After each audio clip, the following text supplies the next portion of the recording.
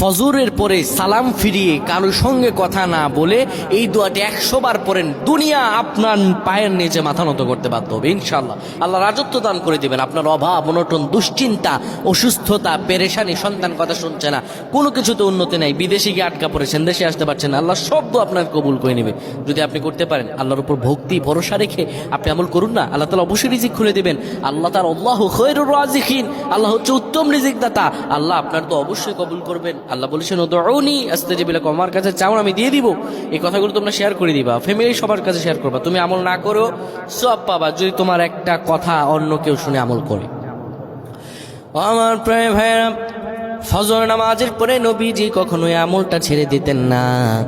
কেউ যদি ফজর নামাজের পরে পরে সুবহানাল্লাহি ওয়া বিহামদিহি সুবহানাল্লাহিল আযীম 100 বার যদি কেউ পড়তে পারে, কারো সঙ্গে কথা না বলে 100 বার পড়ার কারণে আমার আল্লাহ রব্বুল আলামিন তাকে